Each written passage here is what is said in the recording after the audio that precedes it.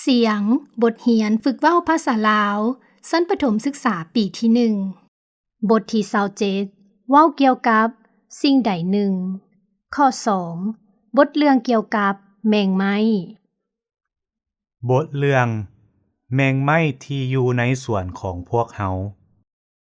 ครูพานักเรียนห้องป .1 ไปเบิ่งในสวน ซอกหาแมงไม้ในสวนแล้ว มาเล่าให้ครูฟัง ท้าวพันธุ์ห้องขึ้นว่า หลานเห็นแมงไม้แล้ว มันแม่นแมงหยัง มันแม่นหมด มันอาศัยอยู่ไส มันอาศัยอยู่หู มันมีจักขา มันมี6 ขา มันกินหยัง มันกินบ้ง หลานคิดว่ามันกินหลายแนว หมดอาศัยอยู่ในสวนของพวกเฮาเนาะบงก็อยู่นี้คือกันบ่ แม่นแล้ว โตบ้งอาศัยอยู่ในสวนของพวกเฮาคือกัน หลังจากนั้นนางจันทีห้องขึ้นว่า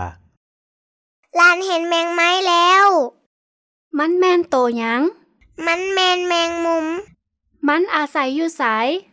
มันอาศัยอยู่ในใย มันมีจักขา มี8 ขา มันกินหยัง มีแมงวันและยุงอยู่ในใยแมงมุม หลานคิดว่าแมงมุมสิกินพวกมัน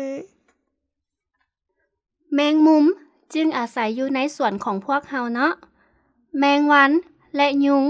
ก็อาศัยอยู่ในสวนของพวกเฮาบ่